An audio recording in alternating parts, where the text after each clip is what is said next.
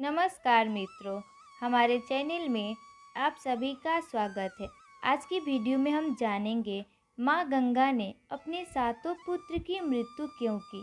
माँ शब्द सुनते ही संसार में शायद ही कोई ऐसा प्राणी हो जिसके हृदय में कोमल भावनाएं ना उमड़ने लगे। हर व्यक्ति के जीवन में माँ ही तो वह एकमात्र अस्तित्व है जो हर परिस्थिति में संतान को समझने, सुरक्षित रखने और साथ खड़े होने का भरोसा देती है।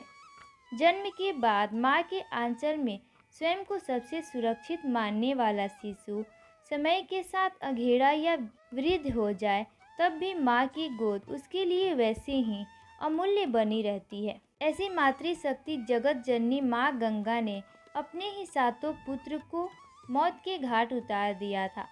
बात अविश्वसनीय लगती है, पर महाभारत में इस कथा का उल्लेख मिलता है।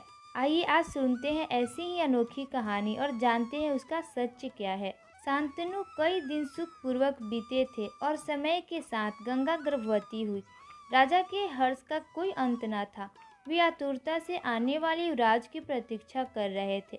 बस इसी समय पर अनहोनी हो गई जिस पर कोई विश्वास नहीं कर सकता था। पुत्र के जन्म लेते ही गंगा ने उसे नदी में प्रवाहित कर दिया। राजा तड़प उठे, पर विवाह के समय दिए गए वचन के चलते वह कोई प्रश्न ना कर सके। समय चक्र चलता रहा और हर बार प्रस्तुति के बाद गंगा अपने पुत्रों को नदी की गोद में डालती चली गई। इस तरह 7 पुत्र काल के गाल में समा चुके थे। राजा बहुत निराश हो चुके थे और अब अपने ही पुत्रों की अपने सामने होने वाली हत्या उनके लिए असहनीय हो गई थी। इसके बाद जब 8वें पुत्र का जन्म हुआ, रानी गंगा उसे नदी को भेंट करने चली, तब राजा शांतनु स्वयं को रोक ना सके। उन्होंने दौड़कर गंगा के हाथ से शिशु को छीन लिया और क्रोधित हो उठे। समय चक्र चलता रहा और गंगा द्रवित हो गई। उन्होंने राजा पर क्रोध नहीं किया। गंगा ने कहा कि महाराज, आपने अपना वचन तोड़ दिया, सो अब मुझे आपका परित्याग करना होगा।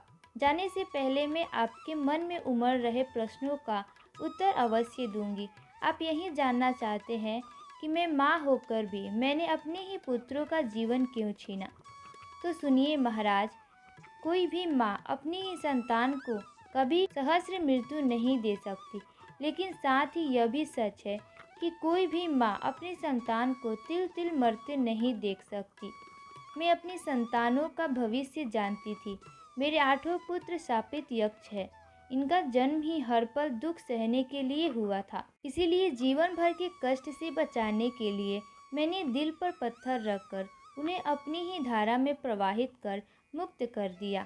ये अंतिम शापित यक्ष था जिसे आपने बचा लिया।